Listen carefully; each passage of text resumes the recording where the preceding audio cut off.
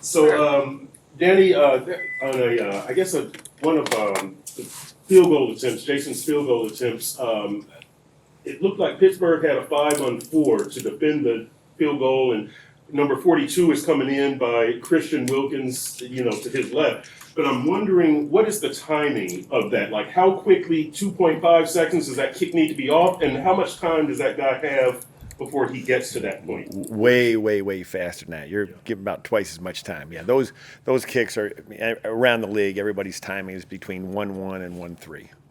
So.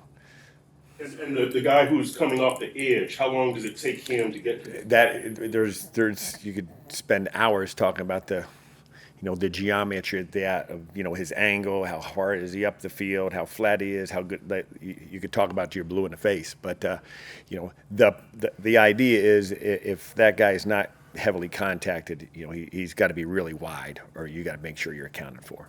Danny, we saw Cedric Wilson back to field some punts on Sunday, and it was another game where whether it was the kick return game, the punt return game, where you're not maybe getting a lot of explosive plays. Just what needs to kind of flip and switch to start getting more of those explosive plays. Well, a lot of time it's opportunities.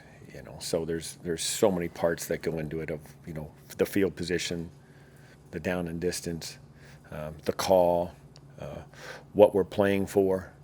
So it's sort of going around the block several times this year in terms of the opportunities and when they've come and who's back there, and so there's so many different parts of it that obviously we're not going to get into here, but there's a lot of things. Obviously, when we do get opportunities, when we get those opportunities, we got to make more happen. And what would the decision to put Cedric Wilson back there? There's a lot of things that go into that.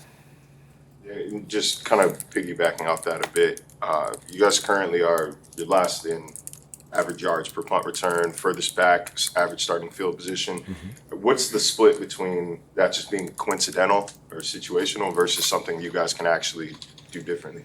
Well, I think it's a combination of both. I mean, some of those situations are, you look at some of the starting field position, we've had several goal line stands on defense, which is fabulous. But then you look at it at the starting field position, and it's not so fabulous. But I'll take that every single time. If we got to start at the 2-yard line because our defense just, stopped them from scoring, that's a win for the team. So it's all about that.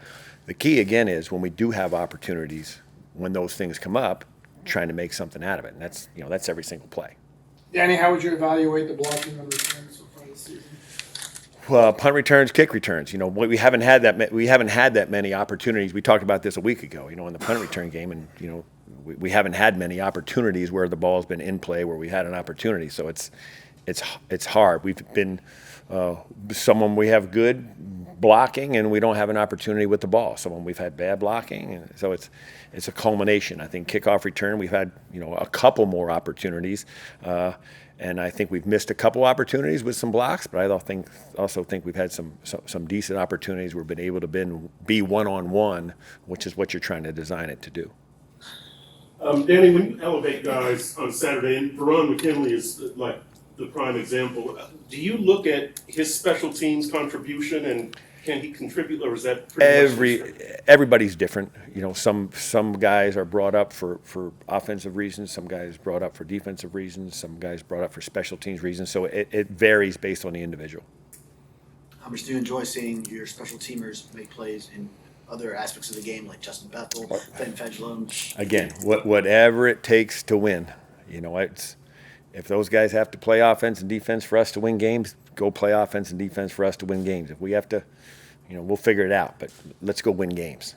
We spoke about along those lines. I remember last year us asking you about Matt Collins and how he was like a unique guy who could play run down as a gunner and then go back and play offense if needed. I mean, do you find yourself kind of monitoring the special team snaps for some other guys? Without question, and it's hard, to find those guys to do that.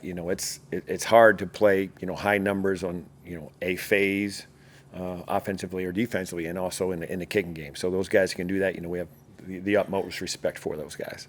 What have you gotten from Thomas Morstead this season? I think number one, the veteran leadership.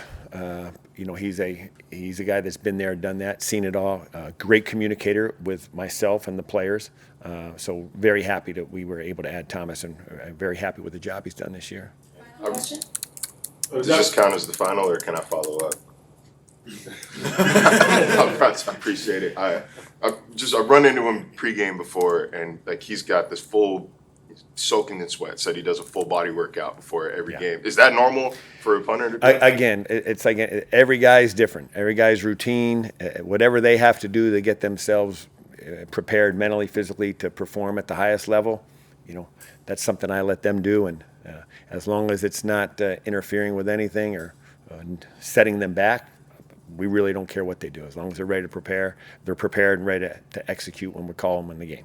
Danny, there was a moment, speaking of Morstead, where Justin Bethel goes down to cover a punt. He misses the guy, but he's laying on his stomach around the 10-yard line. And Morstead goes down and, kind of pats him on the back.